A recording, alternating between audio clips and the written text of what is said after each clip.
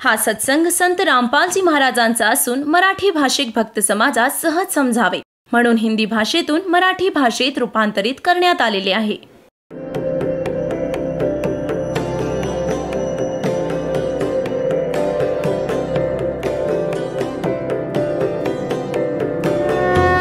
और ज्ञान सब ज्ञान डी कबीर ज्ञान सो ज्ञान और जैसे घोड़ा तोब कायम करता चले मैदान. जगद्गुरु तत्वदर्शी संत रामपालजी महाराजांचे अमृत वचन सर्व पवित्र धर्मांच्या व पवित्र शास्त्रांच्या आधारावर. आणि ह्या ज्ञानामुळे मग तरीही खेळण्यांची खेळणं आपोआप सोडाल. जशी लहान मुलं असतात खेळण्यांची खेळतात छोट्या छोट्या कारबरोबर, आणि जेव्हा ते मोठे होतात त्यांचा विवाह होतो आणि त्यांना ओरिजिनल कार बसायला मिळते, तेव्हा काय ते खेळण्यातल्या कारशी खेळू शकतात? मोठी माणसं तुम्ही त्या खेळण्यातल्या कारशी खेळू शकता का? त्याच्याशी नाही खेळणार. अशाच प्रकारे जेव्हा तुमचे विचार या ज्ञानाने मॅच्युअर व्हायला लागतात, इथून वर उठाल, तर तेव्हा तुम्हाला वरच्या सुखाचं ज्ञान होईल. मग तुमची इथल्या या खेळण्यांमध्ये रुची नाही राहणार. तर त्या दिवसापासून तुमची भक्ती प्रारंभ होईल आणि एके दिवशी हे ज्ञान तुम्हाला होईल. भगवानाने तुम्हाला शरणात घेतलं आहे तर तुमची स्थिती अशी बनवेल. आधी तर तुम्हाला ज्या वस्तूंची गरज असेल त्या नक्की देईल. आता तुम्ही इथे येता तेव्हा कोणी तर रोगांनी दुःखी आहे, कोणी कर्जाने दुःखी आहे, कोणी कोणी इतर एखाद्याच्या मुलीसोबत चुकीची गोष्ट घडली आहे बाबा, कोणी कुठल्याशा केसने पीडित आहे, कोणी कोणत्या कारणाने. आणि जेही ज्ञान आणि भक्ती दिली जाते तुमची, ती इथेच नष्ट होते. कारण की तुम्ही भक्ती करता, 36 तुमच्यावर संकट आहेत, त्याच्यावर तुम्ही प्रार्थना करता भगवान असं व्हावं, तर ती तुमची सोबतच संपते. तर परमात्मा तुम्हाला कसं बरं करेल? एकदा कोणाच्या ओठाला जखम झाली, ओठाला, आणि कोणी उपाय सांगितला की ह्याच्या ओठाला हलवा बनवून बांधून ठेवा. आता थोडासा हलवा बनवला 10-20 ग्रॅम देशी तुपाचा आणि त्याच्या ओठाला लावला. ओठाला लावताच त्याने आत गिळला, भुकेला होता. त्यांनी पुन्हा लावला, त्याने पुन्हा खाल्ला. एका समजदार माणसाने सांगितलं की ठीक आहे, भरपूर बनवा, आधी याच्या पोटात भरवा, मग ओठावर टिकेल. आतून फुल करा, मग टिकू देईल हा ओठावर. तर आधी हा परमात्मा आधी तुम्हाला आत भरवेल आणि तेव्हा ह्या औषधाला ओठावर टिकू द्याल तुम्ही. तेव्हाच तुम्ही वर चालायचा विचार कराल.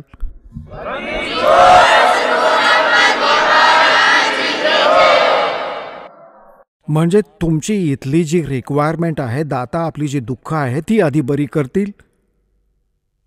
आणि बरं झाल्यावर तुम्ही चुका करायला लागता, ते देखील मालकांना माहीत आहे. तुम्ही वाटल्यास माना किंवा मानू नका. आता अनेक भक्त म्हणतात की सगळं काही छान झालं, एक थोडंसं ते सांगतात की इतकंच दुःख उरलं आहे. ते तर ठेवावंच लागतं भगवानाला. ते तर मुद्दामच ठेवलं आहे भगवानाने, नाहीतर अभिमानी होऊन मिरवाल. तर परमात्मा सांगतात की सुख के माथे पत्थर पड़ो, जिसते नाम हृदय ते जावे, और बलिहारी उस दुख के जो पल पल नाम उठावे. तर परमात्मा सांगतात की अशा सुखाला आग लागू दे ज्यामुळे भगवानाचा विसर पडतो. आणि बुद्धिमानी व्यक्तींनी, समजूतदार व्यक्ती भक्तांनी असं मागायला हवं, परमात्मा असं दुःख देत जा, तुमची आठवण येत राहील. असं सुख नका देऊ ज्यामुळे तुमच्यापासून दूर जाईन, खड्ड्यात जाऊ दे असं सुख. तर पुण्यात्म्यांनो, परमात्म्यांनी हे जे थोडंफार ठेवलं आहे हे अनिवार्यच आहे आपल्यासाठी, असा विचार करून तुम्ही आता ब्लाइंड फेथ ठेवा या मार्गावर. पूर्वी आपण ब्लाइंड फेथ ठेवायचो त्या अज्ञानी नकली संतांवर, आणि तिथे त्यांनी आपल्या त्या ब्लाइंड फेथचा म्हणजे आंधळेपणाने मागे जाण्याचा त्यांनी दुरुपयोग केला, ज्यामुळे आपल्या पूर्वजांचं आयुष्य नष्ट झालं. आता त्या ब्लाइंड फेथच्या स्थितीमध्ये आपल्याला आणण्यासाठी खूप वेळ लागेल दासाला, पण एके दिवशी आपोआप होईल. जेव्हा सारे प्रमाण तुमच्या समोर येतील की हू इज गॉड, परमात्मा कोण आहे आणि कसा मिळतो, ह्या साधनेमुळे जी दास देत आहे ते कोणाकोणाला मिळाले आहेत भगवान, आणि ज्यांना ते भगवान भेटले आहेत त्यांनी त्याचं वर्णन काय काय केलं आहे, कसा सांगितलं आहे. तर हीच साधना ज्या महापुरुषांनी जी साधना केल्यामुळे परमात्मा भेटले आहेत आणि ती तुमच्यासमोर मांडली. कारण तुम्ही स्वतः नाही वाचू शकत अध्यात्म लिटरेचरला, त्यासाठी टीचरची गरज असते सिलॅबस शिकवण्यासाठी. तर आपल्या अध्यात्माचा जो टीचर सिलॅबस आहे हे पवित्र ग्रंथ आहेत सगळ्या धर्मांचे. पवित्र बायबल, पवित्र कुराण शरीफ, पवित्र गुरुग्रंथ साहिबजी, पवित्र पुराण, पवित्र वेद, पवित्र श्रीमद भगवत गीताजी. तर हे आपल्या अध्यात्म मार्गाचे सिलॅबस आहेत, पाठ्यक्रम आहे. आणि पाठ्यक्रमाला एक गुरु म्हणजे टीचर समजू शकतो. तुम्हाला सांगितलेलं गुरु कोण आहे? गुरु भगवान असू शकतो, दुसरा गुरु असूच शकत नाही. कारण की गुरु सगळे, गुरु म्हणा, सद्गुरू म्हणा, सद्गुरू ह्यासाठी म्हणावं लागलं कारण नकली गुरु खूप झालेत, नाहीतर गुरु शब्द पुरेसा आहे. गुरु म्हणजे वाट दाखवणारा, खरी वाट दाखवणारा. पण खोटे गुरु झाले आहेत म्हणून सद्गुरूची गरज भासली. तेव्हा सद्गुरू म्हणा आणि त्याला गुरु म्हणा, परमात्माच येतो, येतात, आणि तेच गुरु असू शकतात. इतर कोणी गुरुच नाही. बाकीचे गुरु तर सगळेच आहेत, तुम्हाला सांगितलंच आहे. एखाद्याने केस कापायला शिकवले तो त्याचा गुरु झाला. हे छोटे मोठे शाळेतले शिक्षक, एखाद्याने अक्षर ओळख करून दिली तो त्याचा गुरु झाला. हे गुरु वेगळे आहेत. अध्यात्म मार्गातल्या गुरुचा सत्संगात रोल असतो. जर इथे गुरु असते तर भगवानाला येण्याची गरजच नव्हती. आपण रचलेल्या सृष्टीला अनुभवातून भगवानच शिकवू शकतो. जीव कसा समजू शकतो आपल्या अनुभवाने? तर असंख्य ब्रह्मांडांचे रचनाहार परमात्मा स्वतः आले होते. तुम्ही सृष्टीची रचना जेव्हा बघता, दासाने खूप वेळा तुम्हाला सांगितली आहे, त्याची कॅसेट, CD, DVD बनवली आहे, भक्तांनी पुस्तकही लिहिलं आहे. तर सृष्टी रचनेविषयी ब्रह्माजींना विचारत आहेत नारदजी, नारदजींना विचारत आहेत व्यासजी, आणि ब्रह्माजी म्हणतात की अहो मला माहीत नाही, मी तर कमळाच्या फुलावर बसलो होतो, माझा कुठून जन्म झाला सांगा. आता गीता ज्ञानदाता, मग ब्रह्मा विष्णू महेश यांचा पिता आहे, हा सांगतो गीता अध्याय नंबर 10 श्लोक नंबर 2 की माझी उत्पत्ती ना ह्या देवता जाणतात ना हे ऋषीगण जाणतात, कारण की हे तर माझ्यापासून उत्पन्न झालेत. तर पित्याच्या उत्पत्तीबद्दल, डेट ऑफ बर्थ विषयी मुलं कशी सांगू शकतील? ते तर आजोबा सांगतील. ते आजोबा सांगतील त्या पित्याची जन्मतिथी, आणि जिवंत असेल तर नातू नातीची जन्मतिथी हे आजोबा तर कंप्लीट सांगू शकतात सगळ्यांची. तर अशाच प्रकारे हे ब्रह्मा विष्णू महेश हे काळापासून उत्पन्न झालेत, हे नाही समजू शकत. ते आपल्या बापाची उत्पत्ती नाही माहीत, हे तर ब्रह्मची विशेष म्हणजे काळाची. आणि तो परमपिता परमात्मा जो सगळ्यांचा पिता आहे, सगळ्यांचा आजोबा आहे, सगळ्यांचा रचनाहार आहे, कबीर भगवान, त्यांनी येऊन ह्या सगळ्यांची डेट ऑफ बर्थ सांगितलेली आहे, यांची उत्पत्ती सांगितली आहे, इन्क्लुडिंग क्षरपुरुष, अक्षरपुरुष आणि ब्रह्मा विष्णू महेशपर्यंतची, आणि सगळ्यांचीच. आता सांगण्याचा भाव हा आहे की ह्या ब्रह्मांडामध्ये ब्रह्माजी सर्वात पहिले गुरु मानले जातात, आणि ब्रह्माजींपासून ज्ञान मिळालं विष्णू आणि शंकरजींना. त्यानंतर सगळे ऋषी, महर्षी, दक्ष वगैरे ऋषींना मिळालं, ते ज्ञान आमच्यापर्यंत आलं. तर ब्रह्माजी स्वतःच म्हणतात की मला काय माहीत मी कुठून जन्माला आलो, मी तर कमळाच्या फुलावर बसलेलं पाहिलं स्वतःला. तर हे गुरु आहेत, पण खरे सद्गुरू नाहीत, इनकम्प्लीट गुरु आहेत. तेव्हा हे भगवान नाहीत. अगदी अशाच प्रकारे त्या पूर्ण परमात्म्याने येऊन सगळा मार्ग सांगितला, आणि तेच परमात्मा आहेत आणि तेच गुरुच्या रूपात आले. तर इथून त्या गुरूंचा रोल सुरू होतो. आता ते गुरु स्वतः आलेत परमात्मा, आणि मग त्यांनी 600 वर्षांपूर्वी आपल्या प्रिय आत्मा धर्मदासजींना सांगितलं होतं की ज्यावेळी कलियुगाला 5500 वर्ष होतील, त्यावेळी परमात्मा म्हणाले होते की चौथा युग जब कलयुग आई तब हम अपना अंश पठाई, और काल फंद छूटे नरलोई सकल सृष्टि परवानी खोई.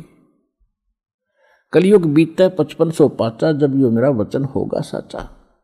परमात्मा म्हणाले होते धर्मदासजींना की मी ह्या काळाला सांगितलं होतं की जेव्हा कलियुग येईल, चौथं युग, तेव्हा मी माझा अंश पाठवेन आणि त्यावेळी सबंध पृथ्वी संपूर्ण विश्व नाम घेईल, मंत्र दीक्षा घेईल आणि धर्मदास सर्वांचा मोक्ष होईल. तर धर्मदासजींना ही गोष्ट समजत नव्हती, कारण कबीर भगवान जेव्हा आले होते 600 वर्षांपूर्वी, तेव्हा त्यांना इतका विरोध होता, कोणी म्हणणं ऐकायला तयार नव्हतं. त्यांच्या नावाचाही तिरस्कार करायचे लोक,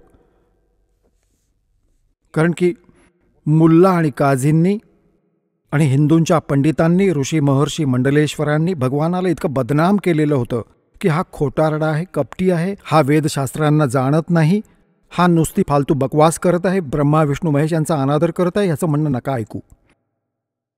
आणि त्यावेळी परमात्मा असं सांगतात की सबंध पृथ्वीवर माझंच ज्ञान असेल, आणि तेही याच कलियुगात. आजपासून 5500 वर्ष पूर्ण झाल्यावर, जेव्हा 49 वर्षच संपली होती कलियुगाची. आणि हे सुद्धा भगवान सांगत होते की कलियुगात, येणाऱ्या कलियुगात इतके दुष्कर्मी प्राणी होतील की त्यांचा काही ठिकाणाच नाही राहणार, हा काळ असं करेल. तेव्हा त्यावेळी त्यांना ही गोष्ट पटत नव्हती धर्मदासजींना, कारण की ते तर अंतर्यामी होते. परमात्मा ओळखलं की भक्त वरवर हो म्हणतोय पण आतून मानत नाही. तेव्हा परमात्म्याने सांगितलं की हे जे मी सांगत आहे की पूर्ण विश्व नाम घेईल, हे वचन माझं त्यावेळी खरं ठरेल जेव्हा 5505 वर्ष होतील कलियुगाला. 1997 मध्ये कलियुगाला 5505 पूर्ण होतील. 1997 मध्ये परमात्मा ह्या दासाला पुन्हा भेटले होते आणि 1994 पासून दास ह्याचा प्रचार करत आहे. तेव्हापर्यंत सतनाम सारनाम दिलं जात नव्हतं, एखाद दुसऱ्या भक्ताला मी देत होतो. त्यानंतर परमात्म्याने सांगितलं की निसंशय आता उघडून टाक, ह्या पेटाऱ्याला उघडून टाक आणि सुरू कर. आता आली आहे ती वेळ ज्याच्यासाठी आम्ही एवढे प्रयत्न करत होतो, कसंही करून हे ज्ञान, हे नाम, ही भक्ती सुरक्षित राहू शकेल. आणि आता उधळण कर माझ्या लेकरांवर. तर मग ही त्या 5505 वर्षांची वेळ आली आहे. तर सांगण्याचा भाव हा आहे की जेव्हा त्याने परमात्मा धर्मदासजींना त्यावेळी सांगत आहेत की काळाने म्हटलं होतं की 12 पंथ करू मैं साजा, नाम तुम्हारा ले करू आवाजा. आणि या 12 पंथांमध्ये 12वा पंथ चालवेन, 12 पंथ, आणि 12ही पंथांमध्ये जे नाम घेतील ते माझ्याच मुखात येतील. और अनेक पंथ चलाऊं, या विध जीवों को भरमाऊं, जाओ जोग जीत संसारा, जीव न माने कहा तुम्हारा. जीव तुम्हारा कहा न माने और हमारी ओढ हो बाद बखाने. असे नकली संत पाठवून 12 तर होते हे कबीर पंथातले, आणि अजून अनेक राधास्वामी आणि यातून निघालेल्या ब्रांचेस आहेत. हे निरंकारी वगैरे आणि हे सुधांशू आसाराम सारखे, कृपाल आणि हे सगळे जितके ब्रह्मऋषी सारखे, हे कुमारस्वामीला कखही माहिती नाही आणि किती दुनियेला भ्रमित केलं आहे. तर हे सगळे काळाचे पंथ होते. तेव्हा काळाने म्हटलं होतं और अनेक पंथ चलाऊं, या विध जीवों को भरमाऊं, देवल देव और पत्थर पुजवाऊं, और तीर्थ व्रत और नकली जप तप मन लाऊं. ह्यांच्यात अडकवून ठेवेन. तेव्हा परमात्म्याने सांगितलं होतं की कलियुग जेव्हा 5512वा पंथ गरीब दासांचा पंथ असेल. कबीर परमेश्वराने 600 वर्षांपूर्वी सांगितलं होतं धर्मदासजींना की 12वा पंथ जो असेल त्या कबीर पंथाच्या नावाने चालणाऱ्यांमध्ये गरीबदासजींचा असेल. आणि परमात्म्याला हे देखील माहीत होतं की जी मी स्वतःची अमृतवाणी सांगितली आहे कबीर सागरमध्ये, कबीर साखीमध्ये, कबीर दोहावलीमध्ये, कबीर बीजकमध्ये, ह्यांच्यामध्ये हे काळाचे दूत काही ना काही गडबड नक्कीच करतील. जेव्हा 12 पंथ चालतील, 600 वर्ष पूर्ण होतील, तेव्हा त्याच्या पूर्तीसाठी आपला प्रिय आत्मा गरीबदासजींच्या माध्यमातून स्वतःच्या महिम्याची वाणी पुन्हा परमात्म्याने सांगितली. आणि त्यात सांगितलंय की 12वें पंथ प्रगट हो बाणी, शब्द हमारे का निर्णय ठानी, ये असंख्य जन्म छोड़ नहीं पावे, ये 12 पंथ हमी को ठावे. माझं नाम घेतील, कबीरजींना मुख्य मानतील, पण यांच्याकडे यथार्थ भक्ती नसेल आणि ज्या कारणाने असंख्य जन्मांनंतरही हे त्या स्थानी जाऊ नाही शकणार जिथे गेल्यावर कधीच परतून या संसारात यायचं नसतं. मग धर्मदासजी चिंतित झाले की हे भगवान, मग कसं होईल. तेव्हा परमेश्वराने सांगितलं की 12वा पंथ जेव्हा गरीबदासजींचा पंथ चालू लागला असेल, ह्या 12 तर ही गोष्ट काही होणार नाही. 12व्या पंथात आम्हीच चालून येऊ आणि सगळे पंथ मिटवून एकच पंथ चालवू.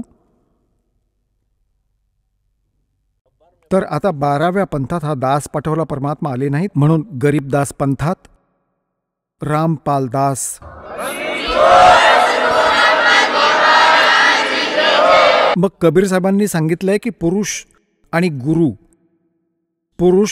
गुरु सद्गुरूमध्ये जो माझा खरा गुरु असेल त्यात कोणता भेद नका मानू, सगळे समानच माना. मम संत मुझे जान मेरा ही स्वरूपम.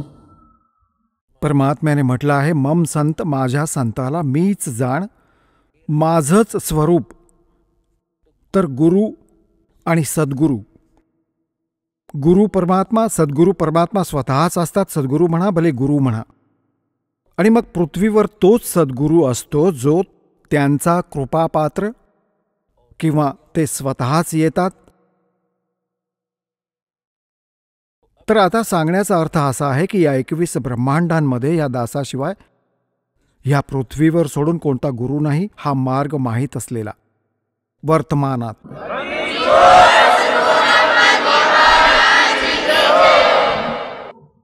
आता आपण तिथेच येऊ जिथून हा प्रसंग सुरू झाला होता. भाई गुरु बिन माला फेरते, गुरु बिन देते दान, गुरु बिन दोनों निष्फल हैं, चाहे पूछो वेद पुराण. गुरु गोविंद दोनों खड़े, काके लागू पाए, बलिहारी गुरु अपना जो गोविंद दियो मिलाए.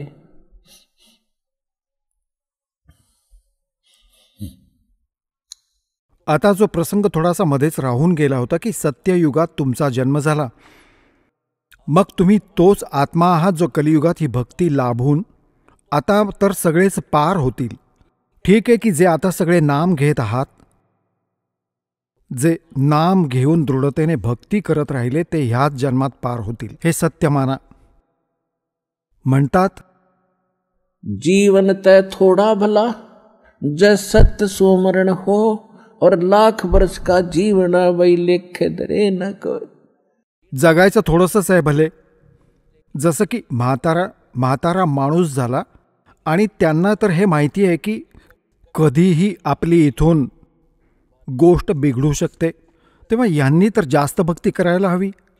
ठीक आहे, थोडाफार त्रास म्हातारपणात वाढतच असतो, पण मालक सोबत असेल, तुमचे रोगही दूर करेल, भक्ती करण्यायोग्य ठेवेल. जर तुम्हाला शरणामध्ये घेतलंय आहे तर हा परमात्माच.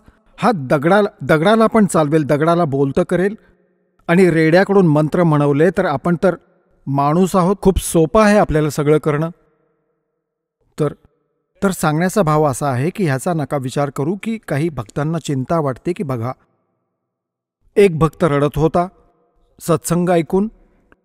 तो साधारण 70 वर्षांचा होता आणि पहिल्यांदाच म्हणतो आयुष्यात ज्ञान आज मी ऐकलं. सत्संगाचा तर मी तिरस्कार करायचो. बघा, नशीबच फुटलं आमचं. नृत्य होत असेल, कुठं गाणं लावलं असेल, नाटक होत असेल तर आपल्याला चांगली गोष्ट वाटते. आणि जेव्हा सत्संग होत असेल म्हणतो तिथे नको जायला, तिथे बेकार लोक येतात. ह्याचं कारण काय आहे की नकली संत गोष्टी तर सांगतात भगवानांच्या आणि कामं करतात सगळी खोट्याची, ज्या कारणामुळे बदनाम संत झाले. ह्यामुळे लोक परमात्मा काळाला तर सगळ्याच गोष्टी बिघडवायच्या होत्या. कोणत्याही प्रकाराने हे परमात्म्याच्या खऱ्या संतांकडे पोहोचू नये, यांना वाट नको सापडायला. हा तर ह्याची वाटच बघत असतो की कोणतीही अडचण निर्माण करावी, हा त्या सगळ्या करतो. तर समाजात एक अशी धारणा बनवली की सत्संगात तर नकली बेकार लोकच जातात, बिनकामाच्या बायकात जातात आणि ते बाकी भले कुठे दगडाच्या देवाची पूजा करो, मातेची पूजा करो, समाधी पूजत असो, धक्के खा, एवढं ठीक, तिथे ठीक आहे. तर ही सगळी काळ प्रेरणा आहे. तर सांगायचा भाव असा आहे की तो म्हातारा काळजीत पडला आणि रडतोय बसून, अश्रू वाहत आहेत. म्हणायला लागला की महाराज आता माझं काय होणार, मी तर पहिल्यांदाच ऐकलं हे ज्ञान आज, मी तर खूप तिरस्कार करायचो याचा, अशा संतांचा, आणि मला नव्हती माहिती इतकी चांगली गोष्ट.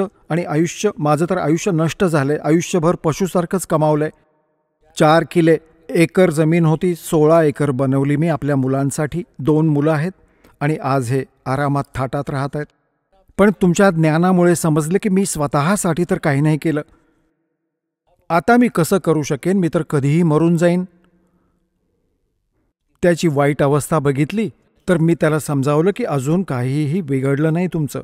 आता जशी विहिरीत बादली पडत असेल, पूर्वी लोकांकडे खूप खोल खोल विहिरी होत्या, 100-100, 150-150 फूट खोल, आणि खोदून बनवायचे आणि त्यातून पाणी काढण्यासाठी लांब दोरी, नेजू म्हणतात त्याला, पोहरा असायचा आणि त्याला बादली बांधून विहिरीत टाकायचे आणि एक लाकडाचा घिरका बनवून त्याच्यावर टाकून असं ओढायचे.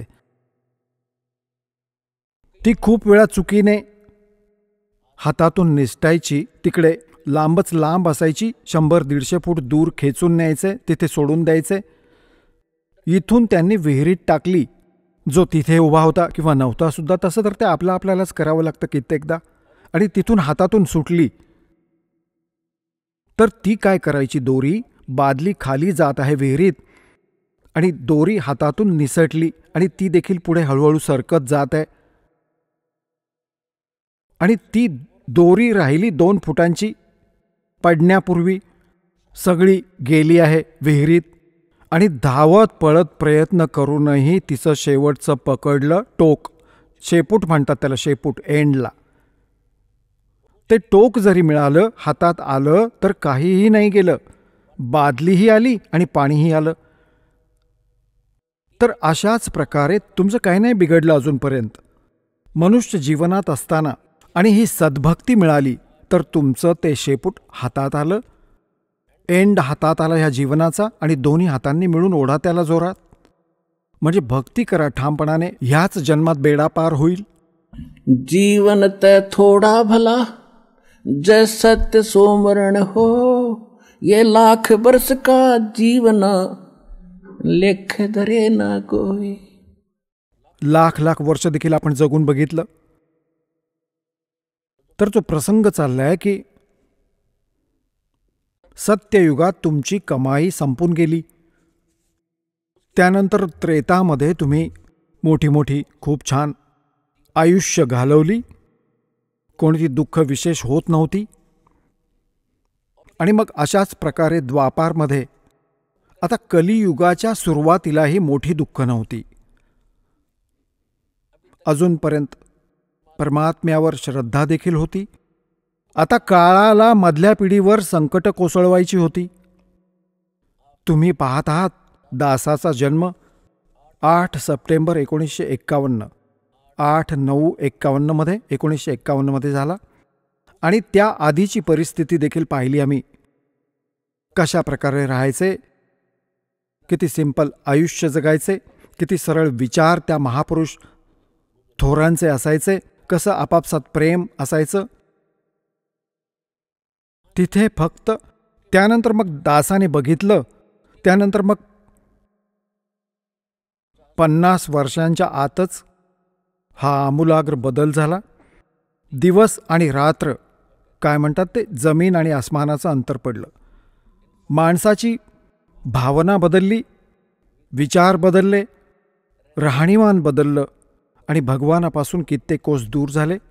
आणि ज्यांची आस्था होती भगवानावर त्यांना नकली लोकांमध्ये फसवलं काळाने. ग्रुपच्या ग्रुप बनवले, किती मोठ्या प्रमाणावर करोडो जीवांचा नाश केला या नकली संतांनी. हे पुण्यात्मे होते तर पुण्यात्मेच, ह्यांच्यातलेच उरलेले होते जे आता भक्ती करतील ना, आणि जे नाही पार होणार त्यांना काळ, त्यांची एवढी कमाई होऊन जाते की ते स्वर्गात, महास्वर्गात खाऊनही इथे सुद्धा येतात, राजा बनून जातात, परत स्वर्गात बसवून देतो त्यांना. आणि मग त्यांच्यातलेच काही विशेष पुण्यात्मे सिलेक्ट करतो, त्यांना वेगळं करतो. ते 12 मोजून 12 असतात. तर हे जेवढेही संत येतात हे ते 12 आहेत जे काळाने पूर्वी सिलेक्ट केले होते. आहेत हे भगवानाचे आत्मेचे, पूर्वी कधी भक्तीने युक्त होते. आता तुम्ही बघत आहात किती संत आहेत. यांचे सगळे थाट आहेत. यांना पूर्ण दान मिळतं, मोठ्या मोठ्या कार्समधून जातात, सगळ्या सुविधा आहेत यांना. आणि सगळा दिवस, कारण भक्तीच यांच्याजवळ नाही. भक्ती तर नाहीच मुळात. हे मागची पुण्य संपवत आहेत. म्हणजे शिष्यांचं सुद्धा मागच्या पुण्यांवरच चाललंय. ते दुःखी असो किंवा सुखी असो, ते हेच सांगतात की दुःख तर भोगावंच लागतं आणि सुख तर गुरुजी देतच आहेत. सुख तर गुरुजी देतातच आहेत आणि दुःख भोगावंच लागतं. तर अशी बुद्धी बांधून ठेवली या नकली लोकांनी. तेव्हा हे सगळे सेट आहेत. एखादा चमत्कार आपोआप नशिबानं, जशी आपण हनुमानाची पूजा करायचो, श्री विष्णूजींची पूजा करायचो आणि साधारण चमत्कार होत होते, म्हणजे सुख असायची. शिक्षण घेतलं, सर्व्हिस केली, लग्न झालं, मुलगा मुलगी झाले आणि चांगलं जेवायला मिळालं, तर आम्हाला वाटायचं की हे भगवान श्री हनुमानजींची मूर्ती देत आहे. आता समजलं. तर अशाच प्रकारे हनुमानजींची मूर्ती असल्याचं समजा हे संत. यांच्याजवळ काहीही नाहीये. आपोआप कोणाला सुख मिळते आणि आपोआप कोणाला दुःख होते, तर त्यांना वाटतं हे गुरुजी करतायत. गुरुजींचं तेव्हा होईल जेव्हा हे मंत्र असतील सोबत. ह्या मंत्रांमुळे सुख मिळेल, ह्या मंत्रांमुळे तुमचं आयुष्य वाढेल, तुमची पापं संपतील. हे नसतील तर सांगा कशी सुख होतील ती.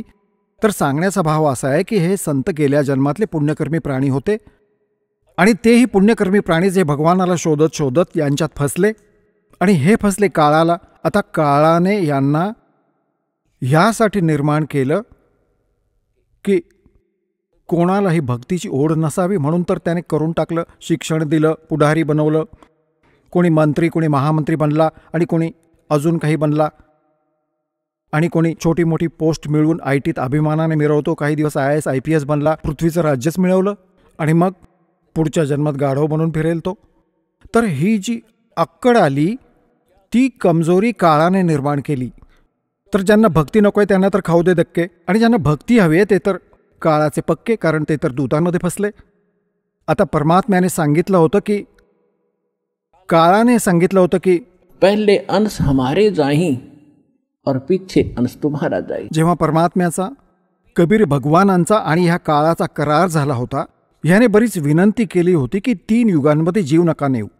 तेव्हा परमात्म्यालाही माहीत होतं की हे 3 युगांमध्ये नेण्यायोग्य असणार नाहीत, कारण की यांच्या मागच्या पुण्यकर्मांची बॅटरी चार्जड असणार आणि हे मी जी भक्ती सांगितली ते मानणार कोणी नाहीत. हे जी भक्ती करत आहेत यांना वाटतं यामुळे सुख मिळत आहे आणि ते होत होतं त्यांच्या पुण्यकर्मांमुळे, होत राहणार. ह्या कारणांमुळे हे त्रेता, सत्ययुग, द्वापारमध्ये कधीच नाही मानणार. आणि काळ तयार झाला, ठीक आहे बाबा, 3 युगांमध्ये कर जे तुला करायचंय ते. मग 4थ्या युगाविषयी त्याने सांगितलं होतं की 4थ्या युगात प्रथम माझे हंस जावेत, माझे दूत जावेत आणि मागाहून तुमचे यावेत. परमात्मा म्हणाले की ठीक आहे, ही पण मांडली तुझी विनंती, अजून बोल.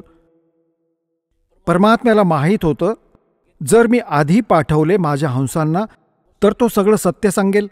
मग हे काळाचे दूत जातील, ते तर सांगायलाच लागतील की फरक कुठे आहे. मग तर काळाने म्हणून त्यांना आदेश दिला की काळाला असं वाटलं की यांना निष्प्रभ करेन, यांना इतकं असं बनवीन की हे भक्ती करण्यासारखे राहणार नाहीत. कोणी दारूमध्ये, कोणी चिलीम, कोणी अफू, सगळ्यांना व्यसनाधीन करून टाकेन. जे भक्ती करत होते त्यांना दगड पाणी यांच्या पूजेत लावून दिलं, ह्या नकली संतांमध्ये फसवलं. तर काळाने ही चलाखी केली होती की पहले अंश मेरे जाही और पीछे अंश तेरा आई. तुझा तर दास आहे दाता, तो नंतर यावा. आधी माझे जातील, बरं मग जा, आधी तुझे जातील. परमात्म्याला माहीत होते की जे नकली संत, जेवढे काळाचे दूत जातील त्यांना ज्ञान तर मुळातच नाही, यांच्या भगवानालाच ज्ञान नाही. तर हे ज्ञान काय सांगणार, बकवास करणार. तर ती बकवास करत करत, ज्ञान सांगत सांगत त्यांच्या काही पिढ्या गेलेल्या असतील आणि त्यांचं पुस्तक बनलं असेल, त्यांच्या ज्ञानाची DVD बनली असेल. तेव्हा माझा दास जाईल आणि त्यांना परमात्म्याने सांगितलं होतं त्याची सुनियोजित पद्धत होती ती. अशी इन्स्ट्रुमेंट्स कलियुगात मालकांनी बनवली आहेत. ही प्रोजेक्टर, टेलिव्हिजन हातोहात सत्यता दाखवून देईल. माझा दास जाऊन त्या नकली लोकांचे दाखवेल, नकली अनुभव आणि सद्ग्रंथांना दाखवेल. ज्या महापुरुषांना भेटले त्यांनी अशी भक्ती केली, असेच आपले सद्ग्रंथ सांगतात. तेव्हा एका मिनिटात त्या सगळ्यांची दिखाऊ कातडी ओढून काढेल. सगळी लेकरं मला ओळखतील आणि मग माझ्याकडे येतील सगळं सोडून.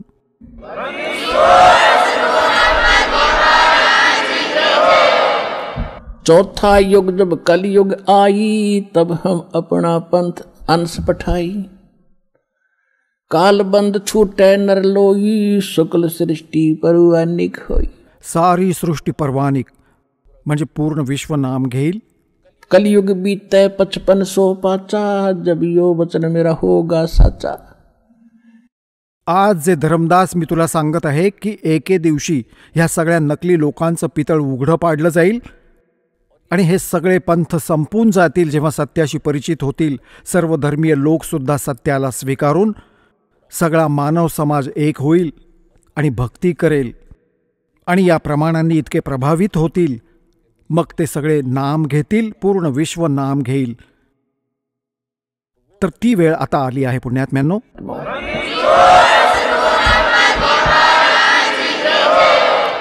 आता काय आहे की जे कोणी कोणत्या पंथाशी जोडले गेले होते किंवा कोणी आपली परंपरागत साधना करत होते, घरातली पूजा असते, त्या करता करता आज तुमची काय अवस्था झाली आहे. कुणाला शांती नाही. एखाद्याचा मुलगा मेला, एखाद्याची मुलगी मेली, एखाद्याची मुलगी विधवा झाली, एखाद्याचा नातू मेला, कोणाला कॅन्सर झाला, एखाद्याला कोणती अजून समस्या निर्माण झाली आहे आणि ते भक्ती आत्ताही करत होते. त्याच पंथांशी जुळल्यामुळे त्यांचा पूर्णतः विनाश झालाय, सर्वनाश होतोय. आता राधास्वामी पंथाकडे, धनधन सद्गुरू पंथाकडे, आसारामकडे आणि ह्या सगळ्यांकडे, ह्या कुमारस्वामींकडे इथे भटकून आणि तिथे काही लाभ नाही मिळाला, अगदी सर्वनाश झाला आणि आता इथे आले रडत आहेत. आता दोष देतात त्यांना की आमचं आयुष्य वाया घालवलं 20-20, 30-30 वर्ष.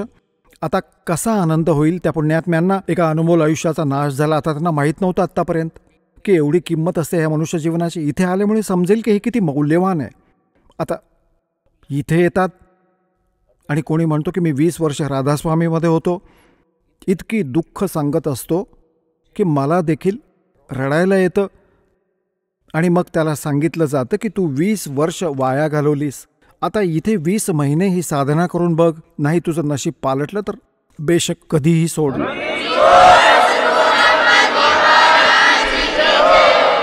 आता भगवान भेटला तर सगळी कामं भगवानाचीच करेल. तर सांगायचा भाव दासाचा असा आहे की तो परमात्मा तुम्हाला दिलासा कसा देईल. बाई गुरु बिन माला फेरते, गुरु बिन देते दान, गुरु बिन दोनों निष्फल हैं, चाहे पूछो वेद पुराण. आता गुरुच्या शिवाय जे दान तुम्ही देत होता, जसं विना ज्ञान दान तुम्ही देतच असता, राहवत नाही, थांबू नाही शकत. परमात्मा सांगतात की धर्म बिना धापे नहीं, ये प्राणी प्रपंच आस बराणी क्यों करे, तेने दिया हो तो संच. सांगितलं आहे की असा धर्म केल्याशिवाय पुण्यात्मा जो चांगला आत्मा असतो त्याला आनंद होऊच नाही शकत. तो काही ना काही धर्माचा नक्कीच प्रयत्न करतो करावा. तर ते कर्म जे शास्त्रविधी सोडून मन मानेल ती क्रिया, धर्म, कर्म, कोणतीही पूजा असं व्यर्थ सांगितले गीता अध्याय नंबर 16 मधल्या श्लोक नंबर 23 आणि 24 मध्ये. तर ती जी साधना धर्म करतही होतो आपण, कारण की सगळ्यांचाच प्रयत्न असायचा, थांबू नाही शकत आपण. तेव्हा आपल्याला धर्मकर्माची काय माहिती होती. एक सामान्य परंपरा बनली होती की आम्ही हनुमानाचे पुजारी होतो, हा दास, आणि मंगळवारी 1.25 रुपयाचा प्रसाद वाटायचो. ज्या दिवशी 5.25चा वाटायचो तेव्हा प्रचंड आनंद व्हायचा की हे मोठंच दान केलंय, खूप मोठं. आणि कोणी त्याचं हे 1.25 मण धान्य आणलं, कधी वर्ष 2 वर्षातून एकदा झालं तर तेव्हा खूपच आनंद व्हायचा की खूपच मोठं पुण्य केलं हे. तर इथे सांगतात की जिन हर जैसा सुमरिया, ताको तैसा लाभ, ओसा प्यास न भागही, जब लग दसे न आब. आता जसं कोणी चादरी वाटल्या गरिबांमध्ये, किंवा कुठे भंडारा केला, किंवा कोणती पाणपोई बनवली, कोणत्या धर्मशाळेला मदत केली, कुठे हँडपंप लावला, तर ह्या गोष्टी धर्मासाठी कामाच्या आहेत. पण गुरु विना, म्हणजे गुरु केल्याशिवाय आपण जी ही पुण्य करतो ती व्यर्थ सांगितली आहेत. आणि मग हे देखील सांगितलंय की जशी कर्म केली असतील तशी सगळी मिळतील. जरी तुम्ही पक्ष्यांना दाणेच टाकले असतील तरीही ते तुमचं पुण्य म्हणून लिहिलं जाईल. तुम्ही मुद्दामहून एखादी मुंगी जरी मारली तेही तुमचं पाप म्हणून लिहिलं जाईल. जोवर गुरु नाही धारण करत, जितकी जीव हिंसा तुम्ही करता ती तुमचं पापकर्म म्हणूनच लिहिली जाते. तर सांगायचा भाव असा आहे की पाप तर खूप सारी करतात दररोज, आणि पुण्य कधी कधी तरीच करता तुम्ही, ज्याला तुम्ही पुण्य मानत होता गुरुशिवाय. आता हे पण सांगितलं आहे की जो जसं कर्म करेल तसं फळ देईल भगवान, हे सुद्धा नक्की आहे. आता हेही म्हटलंय की गुरुबिन माला फेरते, गुरुबिन देते दान, गुरुबिन दोनों निष्फल है, पूछो वेद पुराण. तर आता गुरुशिवाय जे दान केलं हे व्यर्थ आहे. तिथे असं सांगतात की जे केलं आहे ते नक्कीच मिळणार. तर ह्याचं त्यामागे एक गुपित आहे, त्याला अध्यात्मज्ञान म्हणतात.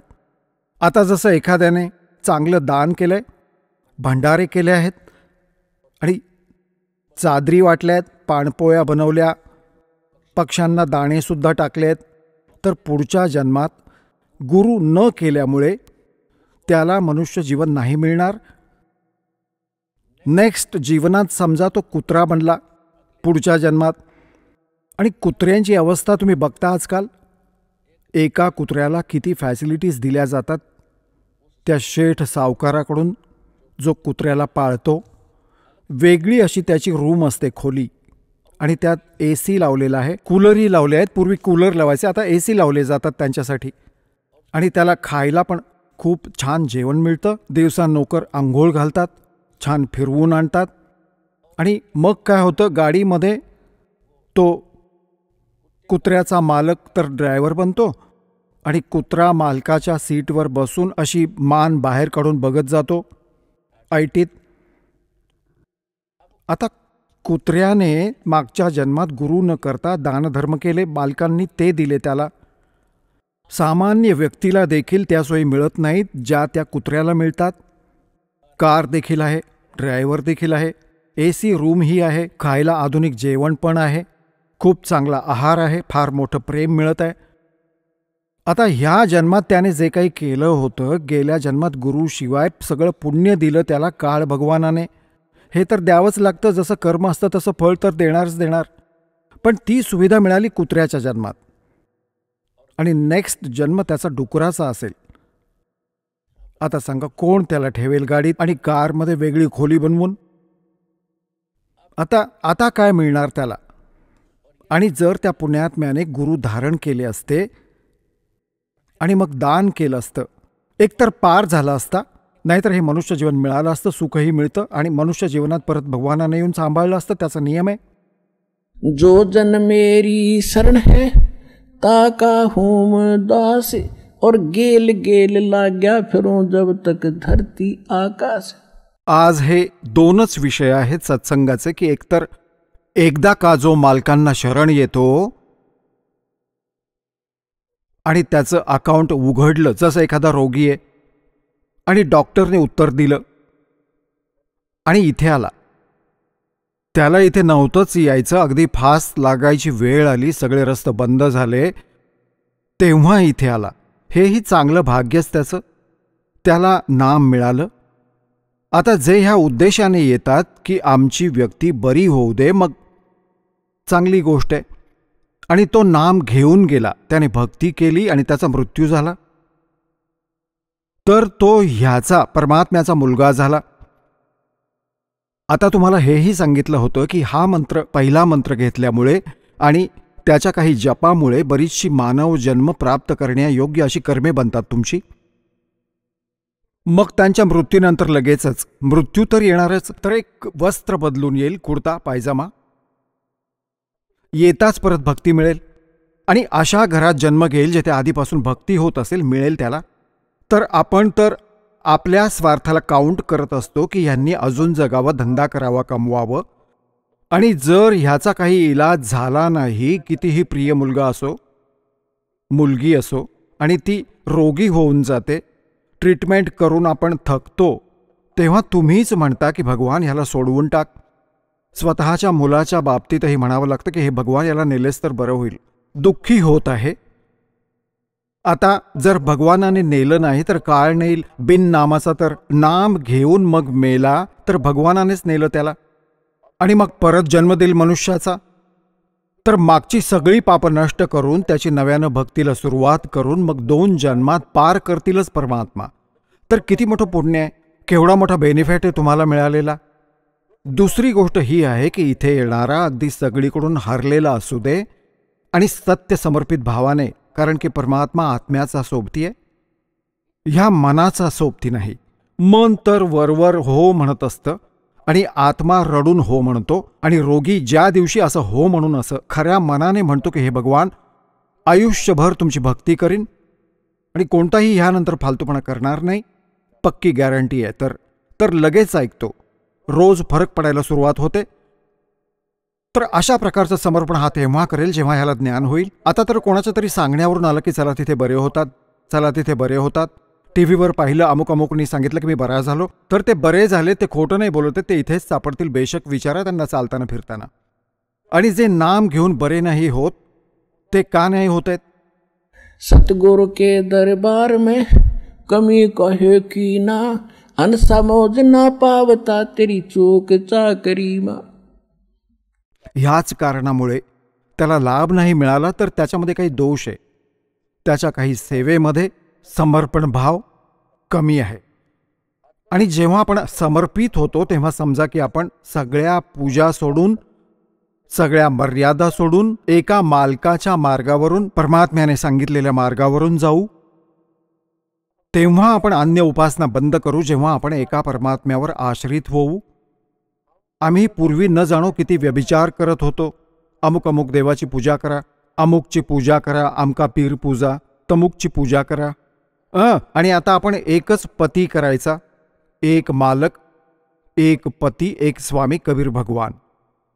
आणि जेव्हा तुम्ही हृदयापासून स्वीकार करता ह्या परमपित्याला, आणि मग बघा, पति भरता जमी पर जो जो धर पाव, समृत झाड़ू देत है ना काटा लग जावे. सांगतात अशा भावामध्ये तुम्ही येता की कबीर साहेबांच्या शिवाय दुसरा कोणी भगवान नसेल तुमच्या हृदयामध्ये.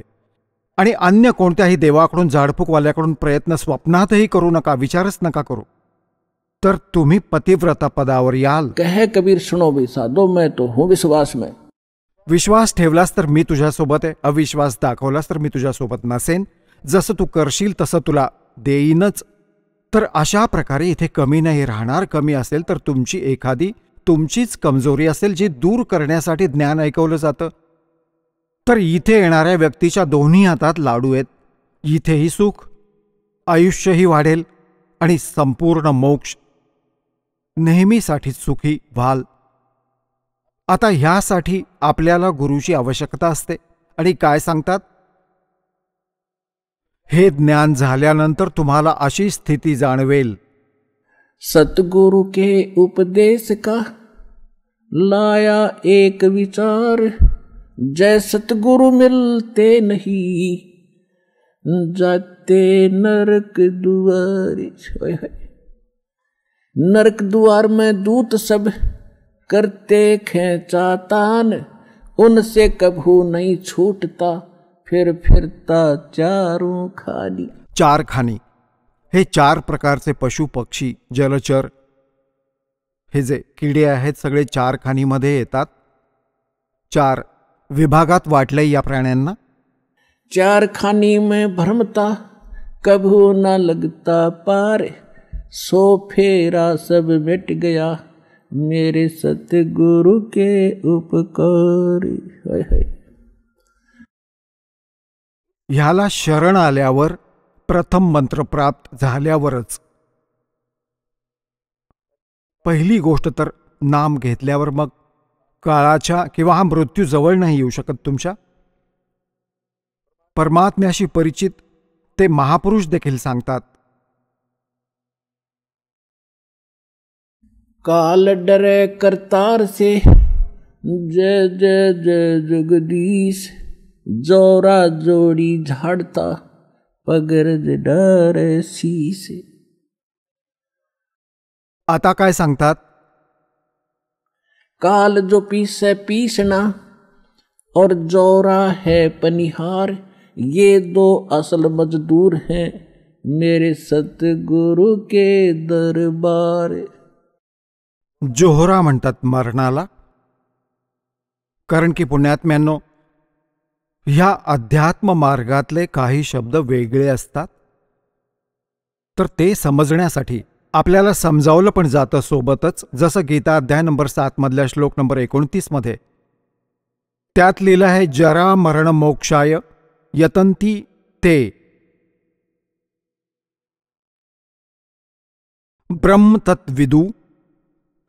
ब्रह्मतत्विदु कृष्णम अध्यात्मच अखिलच कर्मम, की जे जरा आणि मरणातून सुटण्याचा प्रयत्न करतात. इथे जरा म्हणजे आहे वृद्धावस्था आणि मरण म्हणजे मृत्यू. तर ते तत्ब्रह्मशी, त्या परमात्म्याशी परिचित झाले आहेत, जे जगातल्या इतर कोणत्याही इतर वस्तूकडे लक्ष जास्त जात नाही. भगवान जे देतो त्यात समाधान मानतात आणि आपला भक्ती उद्देश ठेवतात. आणि जरा म्हणजे म्हातारपणातले कष्ट आणि मृत्यूचे कष्ट ह्यापासून वाचायचा प्रयत्न करतात. त्यांनी त्या भगवानाला ओळखलंय आणि सगळ्या कर्मांना ओळखून चुकलेत. तर तिथे जरा म्हणजे आहे मृत्यू, जरा म्हणजे वृद्धावस्था. आणि इथे जोहरा म्हटलंय की जमजोरा जा सेठ रे. जोहरा म्हणजे मृत्यू आणि काळाचे दूत.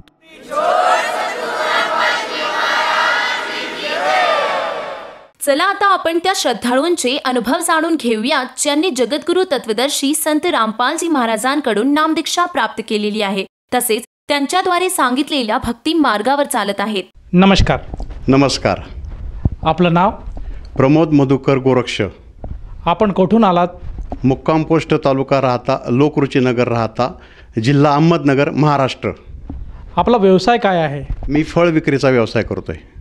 संत रामपालजी महाराजांची गुरुदीक्षा आपण कधी घेतली? 23 ऑगस्ट 2019 साली मी संत रामपालजी महाराजांची गुरुदीक्षा घेतली आहे. संत रामपालजी महाराजांची गुरुदीक्षा घेण्या अगोदर आपण व आपला परिवार कोणती भक्ती साधना करत होतात? वडील पहिल्यापासून वारकरी संप्रदायात असल्यामुळे साहजिकच पंढरपूरला जाणं, आषाढी एकादशीला जाणं, उपास धरणं, त्याच्यानंतर गणपती बसवणं, त्यानंतर आमच्या शेजारी शिर्डी हे गाव आहे, तिथं पायी चालत जाणं आणि उपास धरणं, त्याच्यानंतर दांडिया खेळणं, हा सगळा प्रकार गेल्या 25-30 वर्षापासून आम्ही हे करत होतो, आमची फॅमिली आणि आम्ही सर्वजण. सर, जसं तुम्ही सांगत आहात की आपण सुरुवातीला जे आपले वडील आहेत ते वारकरी संप्रदायाचे अनुयायी होते आणि त्यांच्या पदावर आपण पाऊल ठेवूनच वारकरी संप्रदायाची आपण भक्ती साधना करत होतात, जसे की पंढरपूरला जाणे, वारीला जाणे, तीर्थाला जाणे, व्रतवैकल्य करणे, उपास तापास करणे आणि कीर्तनाचा लाभ घेणे, या सर्व आपण भक्ती साधना करत होतात. तर मला असं विचारायचं आहे की संत रामपालजी महाराज यांच्याबद्दल आपल्याला माहिती कशी मिळाली आणि आपण त्यांच्या भक्ती साधनेत कसे आलात? माझे एक मित्र शेजारी राहत होते, ते मला संत रामपालजी महाराजांची ज्यांनी नामदीक्षा घेतली आहे आणि त्यांना काय काय लाभ झाला आहे नामदीक्षा केल्यानंतर, तर त्याचे अनुभवाचे जे व्हिडिओ आहेत ते मला ते यूट्यूबला पाठवत होते आणि ते व्हिडिओ बघून मी प्रेरित झालो आणि प्रेरित होऊन मी त्यांना फोन केला की ह्या नेमका काय प्रकार आहे. तर ते म्हणे मला पण जास्त माहिती नाही, तर याचं डिटेल आपल्याला समजून घेण्यासाठी आपल्याला अहमदनगरला आपल्याला जावे लागेल. मग ठरल्याप्रमाणे आम्ही गुरुवारच्या दिवशी 23 तारखेला नगरला गेलो. नगरला गेल्यानंतर हे सगळं संत रामपालजी महाराजांचं जे ज्ञान आहे ते सगळं समजावून घेतलं. समजावून घेतल्यानंतर नामदीक्षा घेतली आणि नामदीक्षा घेतल्यानंतर ज्यावेळेस घरी आलो, मी घरी आल्यानंतर गुरुजींचे ज्यावेळेस सत्संग मी बघायला लागलो, सत्संग बघितल्यानंतर असं ज्ञान आत्तापर्यंत मला कधीही बघायला भेटलं नव्हतं. आणि असं ज्ञान मिळालं की ते शेवटच्या टोकाचं ज्ञान मला मिळालं आणि शेवटचं टोकाचं ज्ञान मिळाल्यामुळं मला त्याचा असा आत्मा आतून गदगद करायचा. रात्री 3-4 वाजेपर्यंत मी सत्संग बघायचो. सत्संगाची एवढी गोडी लागली, त्या ज्ञानाची एवढी गोडी लागली, कारण हे ज्ञान इतकं अपरंपार होतं की त्या ज्ञानाला जोडच नव्हती. कारण असं ज्ञान हे शक्यच नव्हतं, परमेश्वराच्याच मुखातून हे ज्ञान येणार होतं आणि ते परमेश्वराचं ज्ञान देणार होते याची पूर्ण खात्री झाली. आणि तन्मन धनाने मी ह्या भक्तीमध्ये इतका दृढ झालो की मी माझं सगळं भान अर्पून गेलो. अशा पद्धतीने मी संत रामपालजी महाराजांची नामदीक्षा मी घेतली.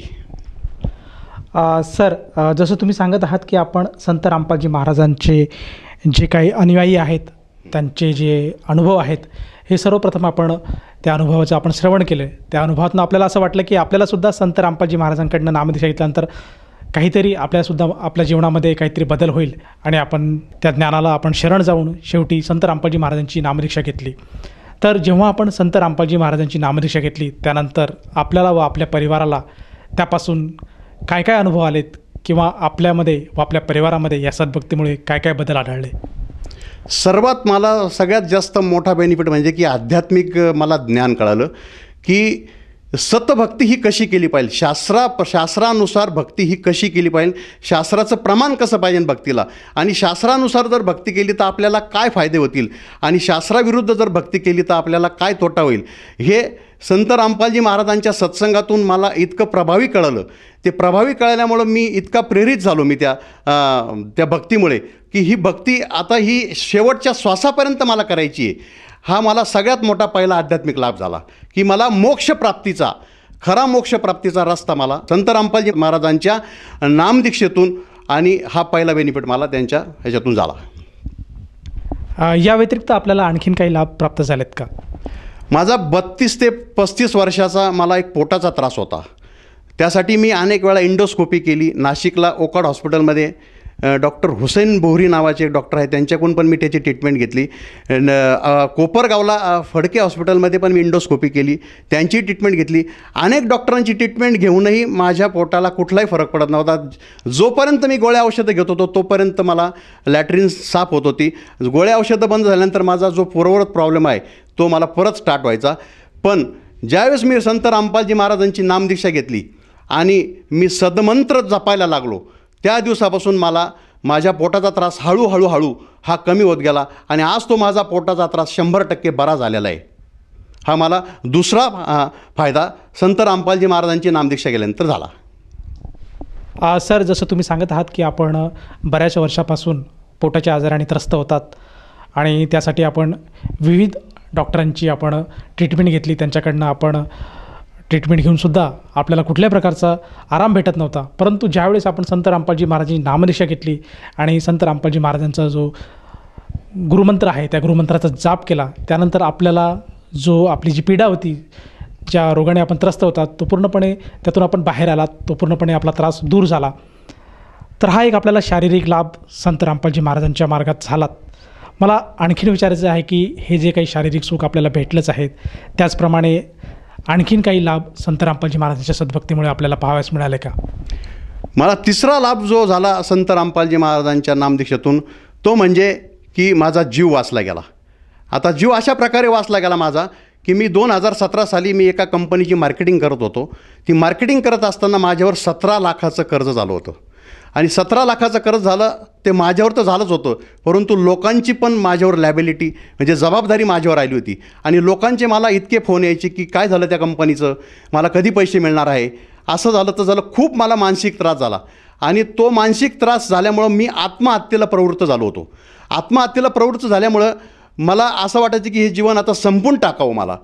परंतु संत रामपालजी महाराजांच्या नामदीक्षेमुळं मला इतका मोठा आधार मिळाला की माझ्या पाठीमागं कोणीतरी एक खंबीर कोणतरी उभा आहे आणि माझे विचार ते माझ्या डोक्यातून कधी गेले आणि त्या लोकांचे येणारे फोन हे कधी बंद झाले हे मला कळालंसुद्धा नाही. हा मला तिसरा आध्यात्मिक लाभ संत रामपालजी महाराजांची नामदीक्षा केल्यानंतर झाला. त्याच्यानंतर अजून एक मला लाभ सांगा वाटतो आहे तुम्हाला की मी आणि माझी आई, तिचं वय आता साधारणतः 75 ते 76 वर्ष वय आहे तिचं.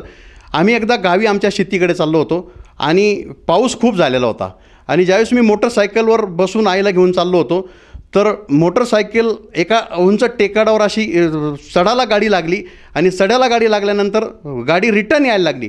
गाडी जशी रिटर्न यायला लागली तसं मला वाटलं की आता आईला एक तर काहीतरी होणार किंवा आता आपल्याला तरी काहीतरी होणार.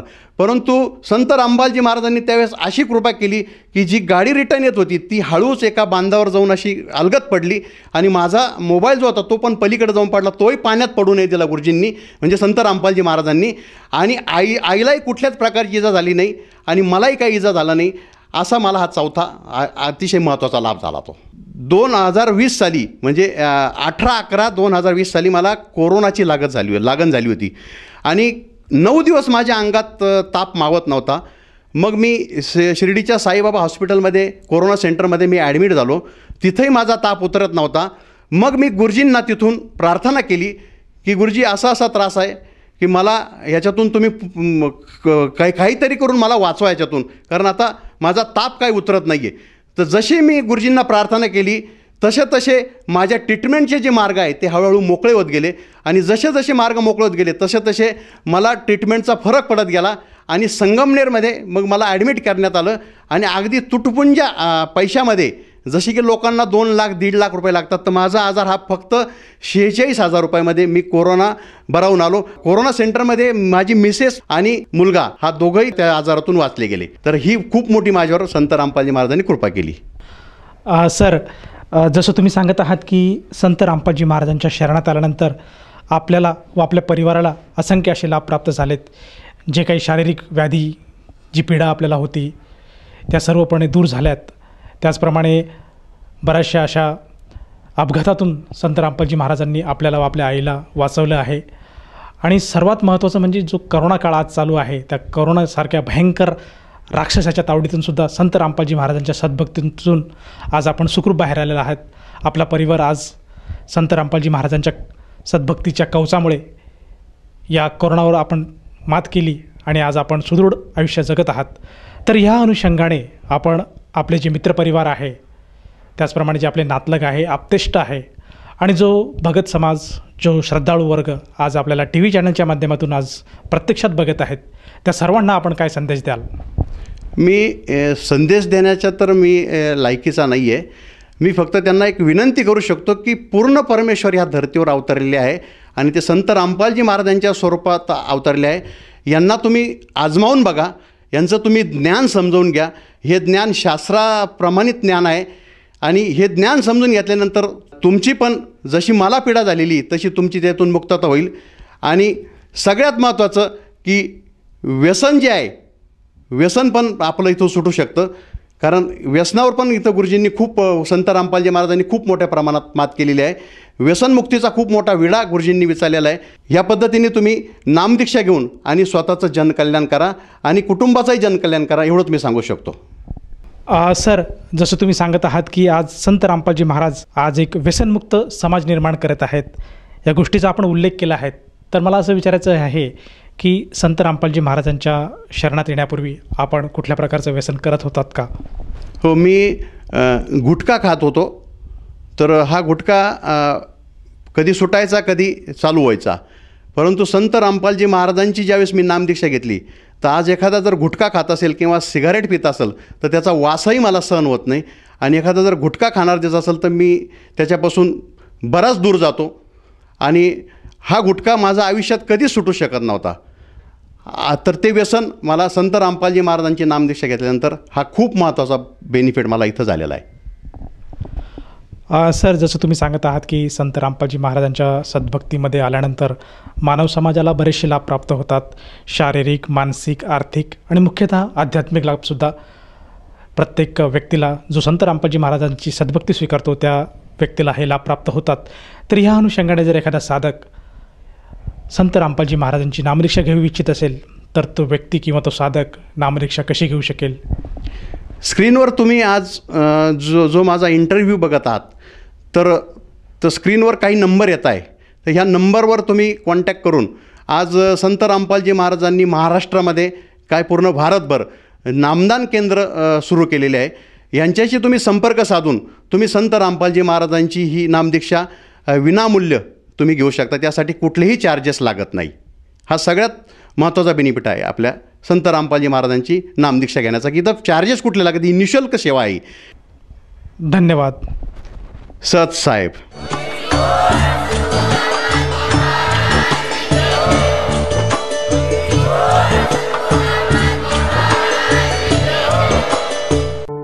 आपण ऐकत होता जगद्गुरु तत्वदर्शी संत रामपालजी महाराजांचे मंगल प्रवचन. निःशुल्क नामदीक्षा प्राप्त करण्यासाठी आणि अधिक माहितीसाठी संपर्क करा 7030303951 7030303952. आमची वेबसाईट आहे www.jagadgururampalji.org. सर्व पवित्र धर्मांच्या पवित्र शास्त्रांवर आधारित प्रमाणित अनमोल पुस्तक ज्ञानगंगा किंवा जगण्याचा मार्ग यापैकी कोणतेही एक पुस्तक निःशुल्क मागविण्यासाठी आम्हाला आपले पूर्ण नाव, पूर्ण पत्ता, पिनकोड सहित आणि फोन नंबर लिहून 7030303951 7030303952 या नंबरावर SMS करू शकता किंवा आम्हाला 7030303950 या नंबरावर WhatsApp देखील करू शकता.